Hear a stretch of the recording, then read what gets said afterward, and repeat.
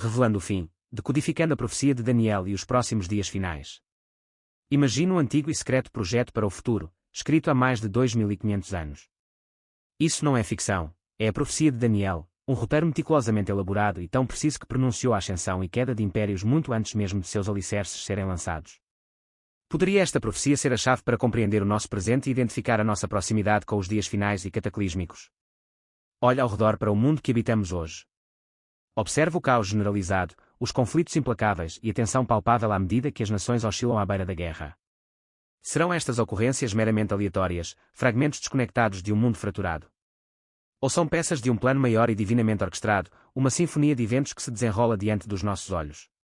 Será possível que cada um desses eventos aparentemente díspares tenha sido predito, gravado nos anais da profecia com uma precisão impressionante?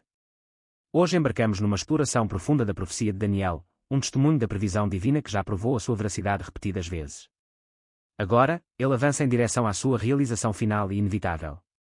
Quando concluirmos esta jornada, sua percepção do mundo estará irrevogavelmente transformada. Poderíamos nós, sem saber, estar vivendo nos últimos dias, alheios ao amanhecer iminente de uma nova era. À medida que a magnitude do que está por vir começa a surgir em você, você compreenderá a urgência do nosso momento presente, entendendo porque o tempo está passando muito mais rápido do que a maioria ousa imaginar. A Bíblia, muitas vezes vista como uma coleção de histórias e ensinamentos, é, em essência, um registro histórico diferente de qualquer outro já escrito. Diferente de qualquer outro livro de história disponível em qualquer biblioteca pública. É uma narrativa que abrange toda a existência, desde a gênese da Terra até a profetizada culminação de todas as coisas. A história da Bíblia começa com a criação da Terra e termina com o fim do mundo. Nenhum outro relato histórico se atreve a abranger uma linha temporal tão vasta no planeta Terra, em grande parte porque nenhum observador humano esteve presente no início da criação para testemunhar e documentar meticulosamente o seu desenvolvimento. A capacidade de narrar com autoridade o início do mundo permanece fora do alcance humano. Portanto, ninguém pode escrever o início do nosso mundo com autoridade. E ainda assim, de forma única, possuímos o conhecimento de como tudo terminará. Esta distinção singular nos diferencia de todos os outros na Terra. Somos as únicas pessoas no mundo inteiro que sabem como tudo isso vai acabar. Isso é único. A Bíblia é um livro repleto de previsões, uma tapeçaria tecida com 735 vislumbres distintos do futuro. As profecias não são escassas, eles permeiam o texto, aparecendo em aproximadamente um quarto dos capítulos da Bíblia. Desde as páginas iniciais até os versículos finais, ele permanece como um texto fundamentalmente profético, embora certos livros naturalmente se inclinem mais fortemente para elementos preditivos do que outros. A Bíblia é um livro cheio de previsões. Suas páginas contêm 735 previsões sobre o futuro. Uma predição pode ser encontrada em um quarto dos capítulos da Bíblia. Do começo ao fim, é basicamente um texto profético, embora alguns livros se concentrem mais em previsões do que outros. Notavelmente, 596 destas 735 previsões já se materializaram, acontecendo com surpreendente precisão literal, precisamente como as Escrituras predisseram. Isto significa que surpreendentes 81% de todas as profecias bíblicas já foram cumpridas, e algumas dessas profecias foram articuladas séculos antes dos acontecimentos reais acontecerem. 596 das 735 previsões realmente ocorreram e literalmente se tornaram realidade de acordo com as Escrituras. Assim, 81% de todas as profecias bíblicas já se cumpriram, e algumas dessas profecias foram feitas séculos antes dos eventos acontecerem. Dado este historial extraordinário, é preciso pouca fé para acreditar que os restantes 19% também se concretizarão. Essa é uma pontuação muito alta. Mas e quanto a estes 19% restantes, as profecias que ainda não foram reveladas? Será que os acontecimentos que anunciarão o fim poderão estar a acontecer mesmo agora, no nosso meio? Mas e os 19% que restam? Os eventos finais poderiam estar acontecendo agora. Nossa história começa na antiga Babilônia. Daniel, um jovem hebreu cativo, viu-se desarraigado de Jerusalém quando o poderoso Império Babilônico varreu sua terra natal, conquistando tudo em seu caminho. Contudo, Daniel não era um prisioneiro comum, ele possuía um dom notável, um talento que o diferenciava. Nossa história começa na antiga Babilônia. Daniel, um jovem hebreu cativo, foi levado de Jerusalém quando o poderoso Império da Babilônia conquistou sua terra natal. Mas Daniel não era um prisioneiro qualquer, ele tinha um dom. Este presente pode conter a chave para desvendar as verdades mais profundas e talvez aterrorizantes sobre a nossa realidade atual. E este presente pode ser a chave para desvendar a verdade mais assustadora sobre onde estamos hoje. Foi um presente tão poderoso que não só salvou a sua própria vida, mas também pode ter o poder de salvar a nossa. Um presente tão poderoso que não só salvou a vida dele, mas também pode salvar a nossa. Um presente para interpretar sonhos e ver o futuro. Nas páginas de Daniel 9, encontramos a profecia das 70 semanas, uma linha do tempo meticulosamente detalhada de eventos globais, que conduz inexoravelmente à chegada do Messias e ao início do fim dos tempos. Daniel 9 fala de 70 semanas proféticas, uma linha do tempo de eventos mundiais que levam ao Messias e ao fim dos tempos. Mas e se esta linha do tempo profética se estender além da mera previsão da chegada de Jesus, identificando também o momento preciso do julgamento final? Mas e se esta linha do tempo não previsse apenas a vinda de Jesus, mas também o momento exato do julgamento final? Se este for realmente o caso, então nos encontraremos correndo em direção a uma contagem regressiva que exige nossa atenção inabalável. Esta é uma profecia tão precisa que previu o ano em que Jesus viria, e também nos diz o que acontecerá a seguir. Acredita em mim, você vai querer ouvir isso, porque à medida que desmontamos essa profecia, um padrão aterrorizante começa a surgir. Em Daniel 9, 24, 27, o anjo Gabriel revela uma linha do tempo da história incrivelmente abrangente. Ele informa a Daniel que foram decretadas 70 semanas para o povo escolhido de Deus. Em Daniel 9, 24, 27, o anjo Gabriel apresenta uma linha do tempo alucinante da história. Ele diz a Daniel que 70 semanas foram determinadas para o povo de Deus. No entanto, estas não são semanas no sentido convencional. Pelo contrário, são semanas proféticas, onde cada semana simboliza um período de 7 anos. Consequentemente, 70 semanas equivalem a um total de 490 anos. Mas estas não são semanas normais, são semanas proféticas, onde cada semana representa 7 anos. Isso significa que 70 semanas equivalem a 490 anos. Estes 490 anos abrangem a ascensão de Israel, a chegada do Messias e o culminar do tempo tal como o conhecemos. 490 anos cobrindo a ascensão de Israel, a vinda do Messias e o fim dos tempos como o conhecemos. Notavelmente, esta profecia foi proferida mais de 500 anos antes do nascimento de Jesus, mas previu com precisão a sua chegada até ao mesmo ano. Esta profecia foi dada mais de 500 anos antes mesmo de Jesus nascer, e ainda assim previu sua chegada para o ano exato. Agora, vamos dissecar meticulosamente esta profecia, peça por peça. Ao fazermos isso, um padrão assustador começará a emergir, um padrão que já pode estar se desenrolando, sem ser detectado, diante dos nossos olhos. Agora, vamos dividir peça por peça. E quando o fizermos, um padrão aterrorizante começará a surgir, um padrão que já pode estar se desenrolando diante dos nossos olhos. A profecia de Daniel está estruturada em 3 segmentos distintos. A profecia de Daniel está dividida em 3 partes.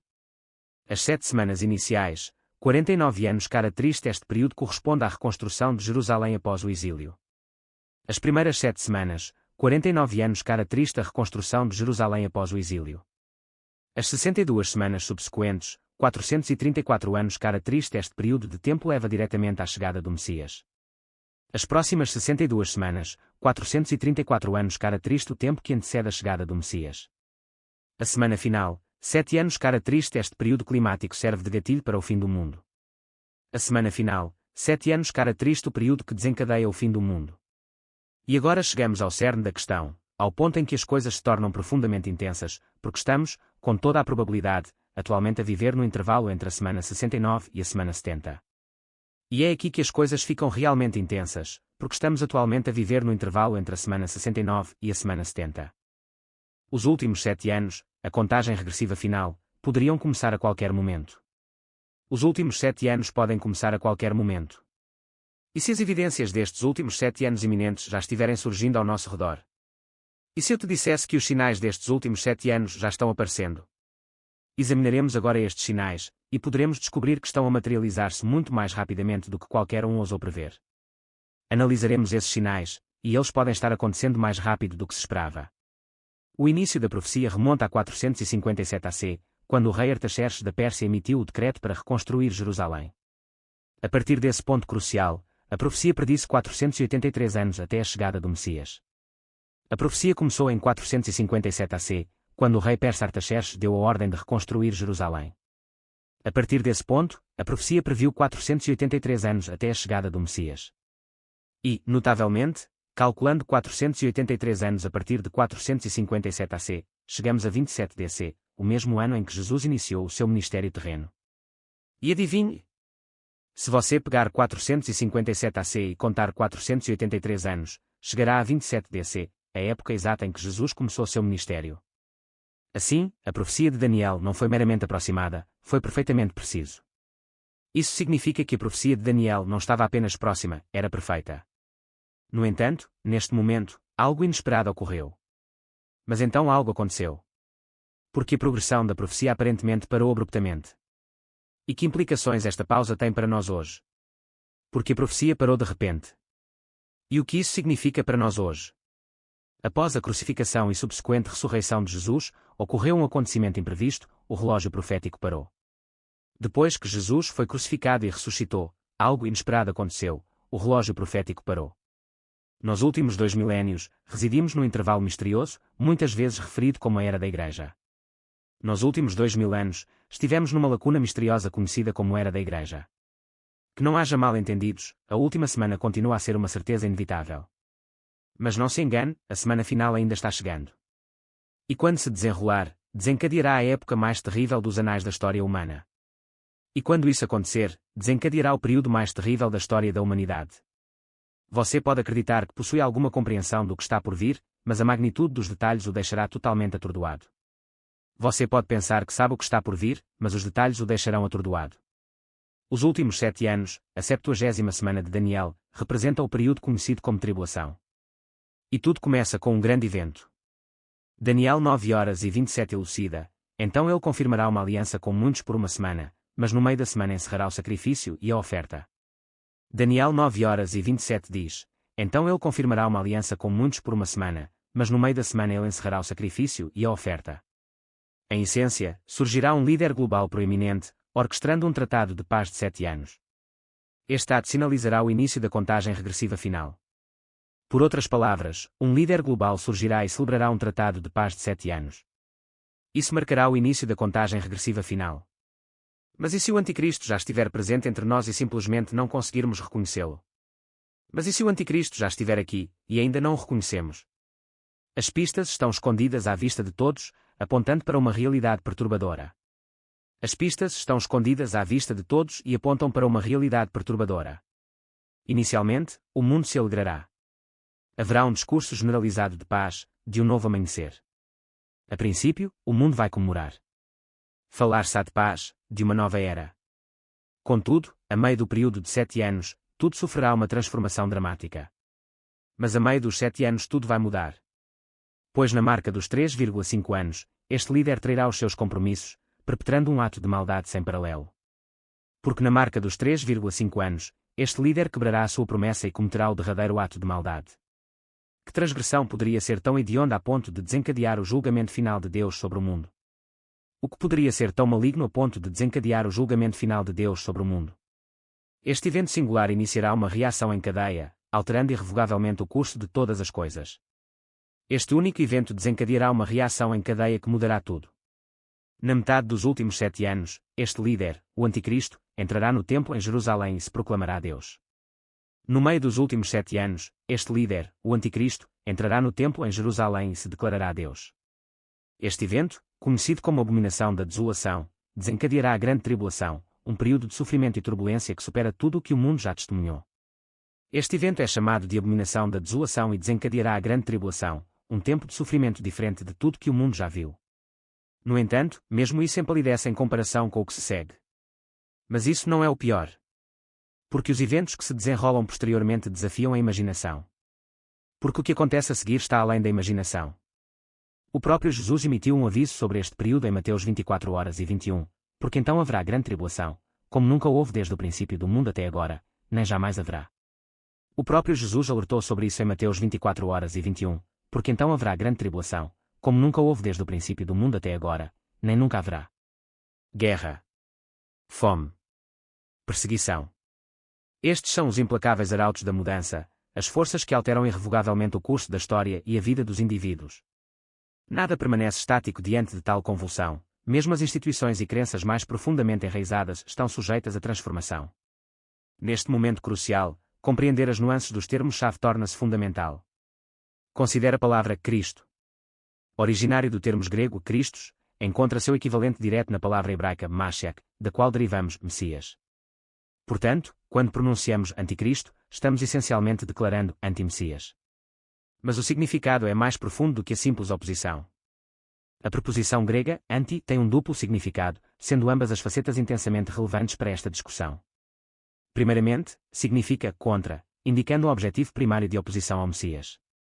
Em segundo lugar, e talvez de forma mais insidiosa, implica, no lugar de, revelando o objetivo final, suplantar o verdadeiro Messias com uma falsificação enganosa. A operação do Anticristo desdobra-se, portanto, em duas fases distintas: primeira, oposição direta; então, substituição calculada. Uma compreensão profunda emerge quando esta compreensão se enraiza. O espírito do Anticristo não é uma ameaça futura, é uma influência presente e difundida, trabalhando ativamente nas próprias estruturas da Igreja professa. Os ensinamentos do apóstolo João oferecem ainda mais clareza. Através disso, vocês podem conhecer, perceber e reconhecer o Espírito de Deus. Todo espírito que reconhece e confessa o fato de que Jesus Cristo, o Messias, realmente se tornou homem e veio em carne é de Deus, tem Deus como sua fonte. É o espírito do Anticristo, do qual ouvistes que vinha, e agora já está no mundo. 1 João 4, 2, 3. A análise desta passagem em conjunto com percepções anteriores revela uma manifestação tripla do Anticristo. Primeiro, nos deparamos muitos anticristos. Ao longo da história humana, numerosos indivíduos e movimentos encarnaram este espírito, atuando como precursores e pronunciando a figura última. Em segundo lugar, há o Anticristo, um indivíduo singular e distinto. Esta é a manifestação final e mais potente do espírito antimessiânico, o culminar da sua influência no final desta era. As Escrituras afirmam inequivocamente que surgirá um governante final, profundamente maligno e imensamente poderoso, exercendo domínio sobre a humanidade por um período limitado, mas devastador. Este é o Anticristo. A terceira forma é o próprio espírito do Anticristo. Esta é a força subjacente que anima e fortalece todas as manifestações dos anticristos, passadas, presentes e futuras. À medida que nos aproximamos do fim dos tempos, este espírito intensificar-se-á e os crentes encontrar-se-á cada vez mais envolvidos na guerra espiritual contra a sua influência insidiosa. João fornece 4 características cruciais deste espírito, indicadores de vital importância para o discernimento. Em primeiro lugar, o espírito do Anticristo origina-se dentro da comunidade de fé, associando-se inicialmente ao povo de Deus. Eles saíram do nosso número, mas na verdade não pertenciam a nós. Porque se fossem dos nossos, teriam permanecido conosco, mas retiraram-se para que ficasse claro que nem todos são dos nossos. A implicação é clara: este espírito infiltra-se subtilmente nas fileiras dos crentes, mas a sua verdadeira lealdade acabará por ser revelada através das suas ações e doutrinas. A segunda marca distintiva é a negação de Jesus como Messias, conforme afirmado em 1 João 2:22. Quem é o mentiroso senão aquele que nega que Jesus é o Cristo?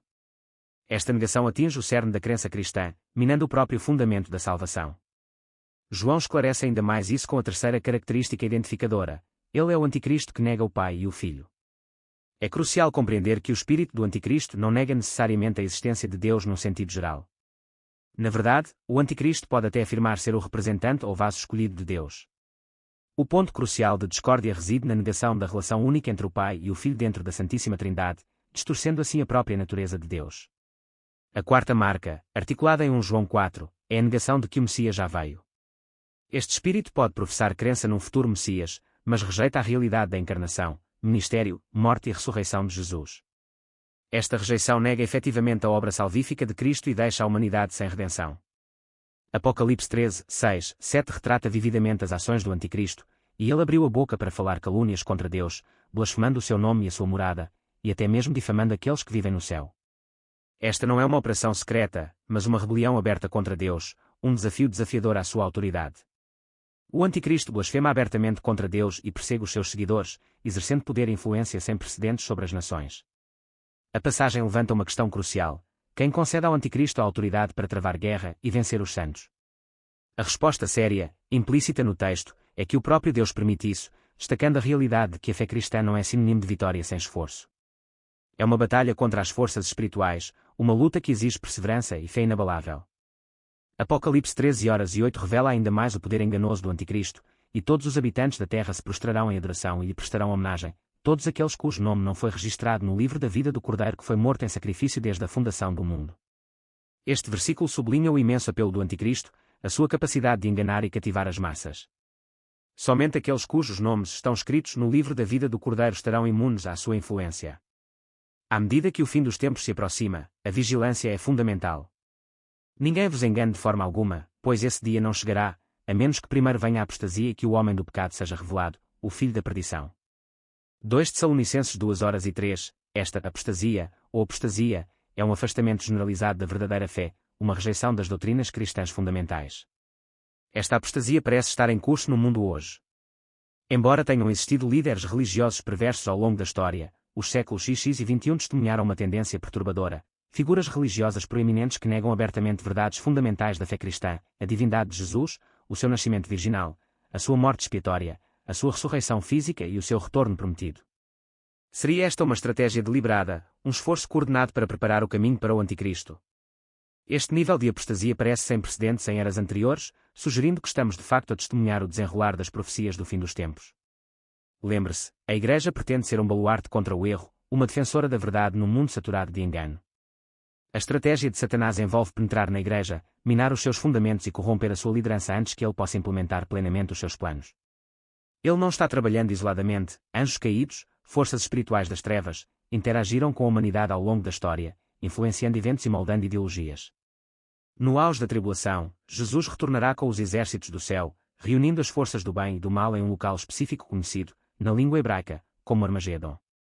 Apesar da sua única menção nas Escrituras, o conceito de Armagedon ressoa profundamente na nossa consciência coletiva, alimentando inúmeras interpretações e inspirando tanto medo como fascínio. O próprio nome é derivado dos termos hebraicos Ar, que significa montanha, e Megido, combinados para formar montanha de Megido. Mas poderia haver um significado mais profundo e matizado embutido nesta palavra, revelando o seu verdadeiro significado no desenrolar do drama do fim dos tempos. Megido é um local histórico no Israel moderno, conhecido por sua importância estratégica e local de inúmeras batalhas antigas. Contudo, dentro do contexto apocalíptico do Apocalipse, o Armagedon transcende uma mera localização geográfica. Representa simbolicamente o confronto final entre as forças do bem e do mal, a batalha culminante que precede o alvorecer de uma nova era. Surpreendentemente, os líderes mundiais podem já estar involuntariamente a preparar o palco para este conflito final, com as suas ações alinhando-se inconscientemente com o guião profético. A simples menção do Armagedon evoca imagens de eventos cataclísmicos, um mundo à beira da destruição. O nome evoca visões de uma luta monumental entre o bem e o mal, frequentemente retratada na literatura e no cinema como o fim definitivo do mundo. Mas o próprio termo está enraizado na história antiga e nas realidades geográficas do Médio Oriente, extraindo o seu poder dos ecos de conflitos passados. A conexão entre o Armagedon apocalíptico e o Megido histórico é profunda e deliberada. A escolha deste nome para a batalha final não é arbitrária, carrega o peso do significado histórico, inspirando-se no passado turbulento da região e na sua longa história de conflitos. Megido era uma cidade antiga estrategicamente localizada em uma encruzilhada vital no norte de Israel, conectando as principais rotas comerciais entre o Egito ao sul e a Mesopotâmia ao norte. A sua importância geográfica tornou-o num prémio cobiçado, ponto focal de inúmeras batalhas ao longo dos séculos. Na história do antigo Israel, Megido ocupa um lugar de particular significado. Serviu como um entroncamento crítico, um campo de batalha onde destinos foram forjados e impérios se chocaram. Um dos eventos mais memoráveis associados a Megido é a história de Débora, uma corajosa profetisa e juíza, e de seu leal general, Baraque. Em Megido, através da fé inabalável e da bravura de Débora, Baraque e Jael, os israelitas testemunharam o poder de Deus em ação, garantindo uma vitória retumbante contra todas as adversidades. Este acontecimento histórico serviu como testemunho da fidelidade de Deus e da sua vontade de intervir em favor do seu povo. Na narrativa profética, Megido está destinado a tornar-se famoso por outro motivo, sua associação com uma grande batalha futura, comumente chamada de Batalha do Armagedon. O Armagedon, neste contexto, torna-se o local de encontro para os exércitos do mundo, influenciados e manipulados pelo dragão, pela besta e pelo falso profeta, para se envolverem numa guerra final e fútil contra Deus e o seu povo. Este confronto final transcende o mero conflito físico, incorpora a guerra espiritual que tem ocorrido ao longo da história, com o Armagedon servindo como o clímax final desta luta cósmica. Nos dias que antecederão a grande batalha do Armagedon, o mundo testemunhará acontecimentos de magnitude sem paralelo, que se desenrolarão em rápida sucessão. A batalha em si se desenrola com intensidade dramática. Os céus escurecem e um silêncio misterioso desce sobre a planície de Megido. Um vasto e formidável exército reúne, não qualquer exército, mas as forças do Anticristo, aqueles que, em última análise, se alinharam contra a vontade de Deus. Estes exércitos convergem, preparados para uma última e desesperada posição contra o Todo-Poderoso, inconscientes da futilidade da sua rebelião. À medida que o peso da antecipação se assentava como um cobertor sufocante, um silêncio anormal desceu sobre o mundo. O próprio ar crepitava com uma energia invisível, uma premonição tangível do cataclismo prestes a acontecer. Uma tempestade de magnitude sem precedentes, tanto literal como espiritual, ameaçou desencadear-se, prometendo remodelar os próprios alicerces da existência. As palavras proféticas ecoaram ameaçadoramente, e vi a besta e os reis da terra e os seus exércitos reunidos para fazerem guerra àquele que estava montado no cavalo e ao seu exército. Apocalipse 19h19. O cenário estava montado para o confronto final. De repente, rompendo a escuridão opressiva que se agarrava ao céu, um único e radiante feixe de luz atravessou. Foi um farol de esperança, um holofote celestial que iluminou dramaticamente o horizonte, sinalizando a chegada iminente de uma força diferente de qualquer outra. Os eventos que estavam prestes a acontecer determinariam irrevogavelmente o destino eterno de cada alma viva que habitava a Terra.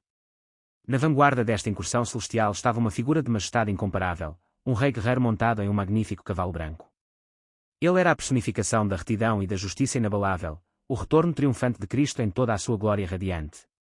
As Escrituras predisseram este momento, depois disso viu o céu aberto e eis que apareceu um cavalo branco. Aquele que o montava chama-se fiel, confiável, leal, incorruptível, firme e verdadeiro, e ele julga e faz guerra em retidão, santidade, justiça e retidão. Apocalipse 19:11. Ele era o juiz supremo, o guerreiro divino preparado para executar o julgamento justo. Acompanhados por Cristo, uma vasta e inumerável hoste de anjos desceu dos céus, com suas asas radiantes brilhando e cintilando na penumbra da luz do amanhecer. Sua presença pura exalava o poder imensurável e inviolável majestade do céu, um contraste gritante de tirar o fôlego com as forças sombrias e malévolas dispostas abaixo. Ao lado de Cristo, um testemunho de fé inabalável, estavam os santos, aqueles que permaneceram firmes na sua devoção a Ele ao longo dos tempos. Eles também cavalgavam cavalos brancos, adornados com linho branco imaculado, um símbolo da pura justiça conquistada por meio de sua fé. A Escritura descreve vividamente este exército celestial, e as tropas do céu, vestidas de linho fino, resplandecente e puro, o seguiram em cavalos brancos. Apocalipse 19:14. A visão foi ao mesmo tempo inspiradora e aterrorizante, uma demonstração de poder divino além da compreensão humana. Quando começou a muito profetizada Batalha do Armagedon, tornou-se imediatamente evidente que este não era um conflito comum, nem um mero confronto de exércitos terrestres. Esta foi uma luta cósmica entre a luz e as trevas invasoras, entre as forças do bem e as maquinações insidiosas do mal, uma guerra entre o divino e o profano. As legiões de anjos, empunhando o poder inimaginável do próprio céu, travaram um combate feroz com as forças corrompidas do Anticristo. O ar vibrava com o choque das espadas celestiais, os rugidos estrondosos do poder divino e os gritos desesperados dos caídos. No entanto, mesmo no meio deste conflito cataclísmico, o poder coletivo do Anticristo e dos seus exércitos reunidos revelou-se totalmente insignificante face ao esmagador poder divino exercido por Cristo e pelas suas hostes celestiais.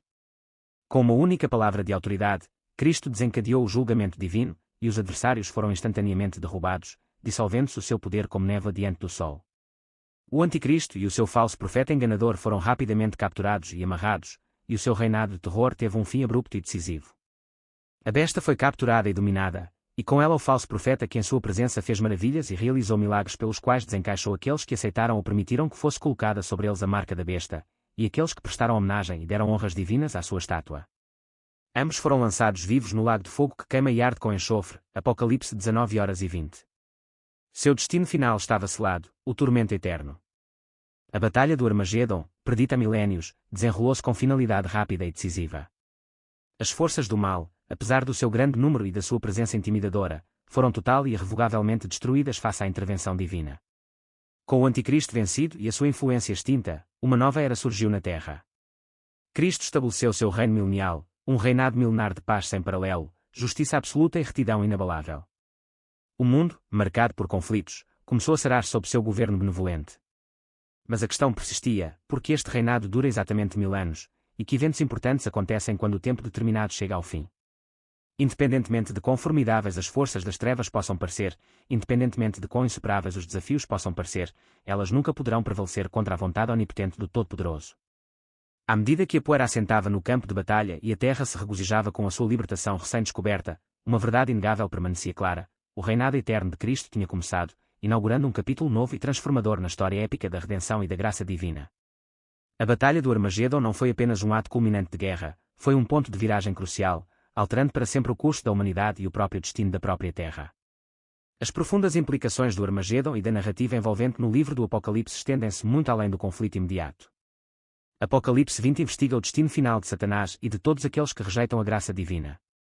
O versículo 7 indica que na conclusão do reino milenial de 1000 anos, Satanás será libertado do seu confinamento. Isto é ainda mais elaborado em Apocalipse 20, 3. Então vi um anjo descer do céu, segurando a chave do abismo e uma grande cadeia na mão. Deve ser liberado por um curto período de tempo. O próprio facto de um anjo sem nome ter a tarefa de lidar com Satanás, em vez de Deus, o Pai, ou o próprio Cristo, sugere a importância diminuída de Satanás face ao poder divino. Isso não diminui seu perigo, no entanto. Embora não seja considerado igual ou oposto a Deus, Deus permite a continuação da existência de Satanás, pois mesmo na sua malevolência, ele serve indiretamente aos propósitos divinos. As frases empregadas, agarrou, amarrou, lançou, calou, colocou-lhe um selo, pintam um quadro vívido da total incapacitação de Satanás. Enquanto Satanás tentou aprisionar Jesus em um túmulo, mas falhou. Deus não experimenta tal dificuldade em restringir o poder de Satanás. As Escrituras parecem indicar um evento literal, como a batalha é literal, o falso profeta é literal, o assassinato dos reis e seus exércitos é literal, Satanás é literal, e assim, até então, sua prisão deve ser igualmente literal. A passagem enfatiza que Satanás será impedido de enganar as nações por mais tempo. O principal modo revelado de ataque de Satanás é o engano, portanto, a melhor defesa e arma contra Satanás é a verdade encontrada na palavra de Deus. Embora aparentemente confinado por um período específico, é evidente que as ações enganosas de Satanás ainda persistem no nosso mundo, indicando que o seu confinamento não é da maneira retratada na passagem. Como Pedro advertiu, Satanás permanece livre para vagar como um leão que ruge, procurando incessantemente aqueles que ele possa devorar e prejudicar espiritualmente. Após a sua libertação, Satanás orquestrará uma batalha final e desesperada, reunindo as nações desencaminhadas do mundo à sua bandeira. Mas esta rebelião terá vida curta, pois lemos sobre o resultado final em Apocalipse 29, 10. E eles se espalharam pela ampla planície da terra e cercaram o acampamento fortaleza do povo de Deus, dos santos e da cidade amada. Foram falsos profetas, e serão atormentados dia e noite, para todo o sempre, através dos séculos dos séculos. Fogo desceu do céu, de Deus, e os devorou. O resultado é conhecido e determinado. É, portanto, algo impreciso referir-se a isto como uma batalha final, uma vez que não há conflito real. O resultado é predeterminado, com Deus acabando com o diabo e seus seguidores para sempre. Após esta derrota decisiva, Satanás recebe o seu julgamento eterno e é lançado num tormento sem fim ao lado da besta e do falso profeta. Este castigo é verdadeiramente eterno. A resposta ressoa com uma certeza inabalável: sim, é. As palavras significam exatamente o que parecem significar, significando um tormento que se estende por toda a eternidade. Após a derrota de Satanás, todos os incrédulos serão julgados perante o grande trono branco. Apocalipse 20:15 afirma: e se o nome de alguém não foi achado escrito no livro da vida, foi lançado no lago de fogo. No capítulo subsequente, Apocalipse 21:08 acrescenta mais detalhes: mas quanto aos covardes, e aos incrédulos, e aos abomináveis, que são desprovidos de caráter e integridade pessoal, e praticam ou toleram a imoralidade, e os assassinos, e os feiticeiros com drogas intoxicantes, e os idólatras, e os ocultistas que praticam e ensinam falsas religiões, e todos os mentirosos que conscientemente enganam e torcem a verdade, sua parte será no lago que arde com fogo e enxofre, que é a segunda morte. O inferno existe em um reino além do nosso atual reino físico, uma dimensão de tormento inimaginável e de separação de Deus.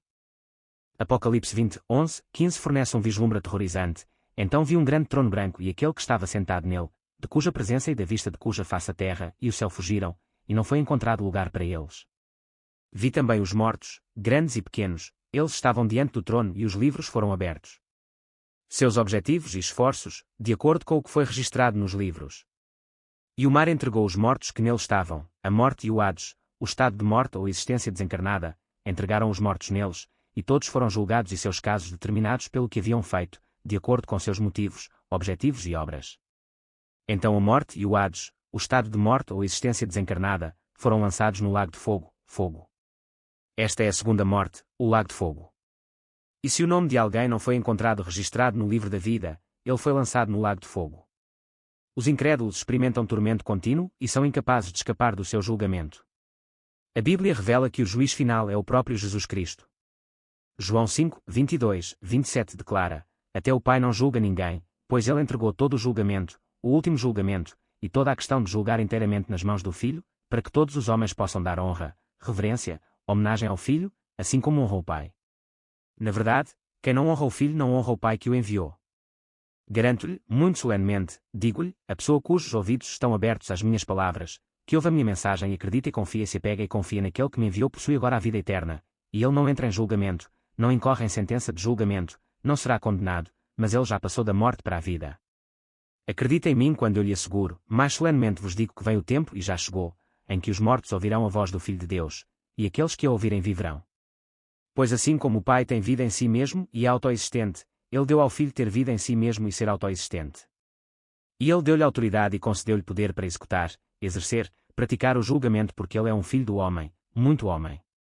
À medida que a terra e os céus fugiam deste trono, sinalizando uma transformação de proporções cósmicas. Este não é um julgamento que tenta determinar quais são os fatos. Os fatos estão aqui é a sentença de alguém já condenado.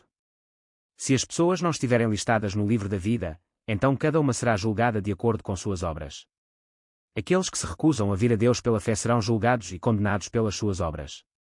Os efeitos persistentes do pecado foram completamente erradicados, incluindo o aguilhão da própria morte física. Os últimos vestígios do poder ilícito do pecado são eliminados. Quando uma pessoa se refere ao inferno, o lago de fogo é o que geralmente tem em mente. Assim como existe uma segunda vida e mais elevada, também existe uma segunda e mais profunda morte, e assim como depois dessa vida não há mais morte, também depois dessa morte não há mais vida. No fim dos tempos, Satanás e os incrédulos experimentarão a segunda morte na qual estarão no lago de fogo. Esta situação terrível é algo que ninguém desejaria. É por isso que Deus ofereceu a salvação através de Jesus a qualquer um que creia e oferece pacientemente esta salvação ainda hoje. João 3:16 declara: porque Deus amou e valorizou tanto o mundo que até deu o seu Filho unigênito, para que todo aquele que crê e confia nele como Salvador não pereça, mas tenha a vida eterna. Este destino sombrio contrasta fortemente com o estado original de Satanás antes da sua rebelião e descida às trevas. O diabo era conhecido como o querubim ungido. Seu nome, de acordo com Isaías 14:12, era Lúcifer, que significa o iluminado. Infelizmente, Lúcifer, o querubim ungido, transformou-se no diabo. Em Ezequiel 28, somos informados sobre um querubim específico que pode ser identificado como Satanás. Este querubim ungido personificava o pináculo da sabedoria e da beleza. Ele era um ser criado maravilhoso. Um ser de imenso poder e glória radiante, agora caído para sempre.